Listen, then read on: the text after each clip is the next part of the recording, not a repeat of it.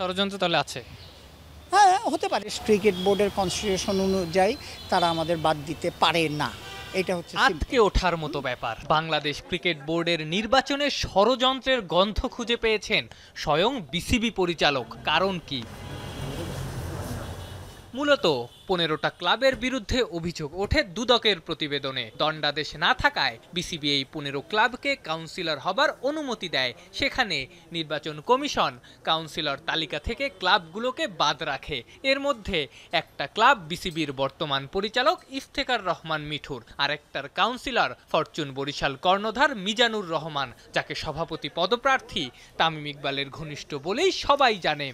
ষড়যন্ত্র হচ্ছে আপনি রেজাল্ট কি, আপনি যদি এখন দেখেন যে রেজাল্ট কি হচ্ছে, 15টা টিম ক্লাব থেকে বার করে দিচ্ছেন, আপনি তারপরে আবার করতেছেন কি বাইরের 40টা ফর্ম ফেরত পাঠিয়েছে, যেটা আমি আগের সাথে তুলনা করব। আগের ইলেকশন, আগের যে 2000 কত থেকে ইলেকশন হচ্ছে, এটা তো কোনো দিন হয়নি। সো তার মানে there is something wrong probably.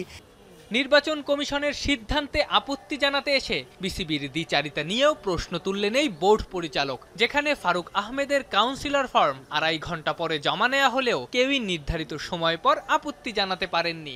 এমনকি কাউন্সিলর তালিকা কোনো পরিচালককে দেখতেও দেননি সভাপতি আমিনুল ইসলাম বুলবুল।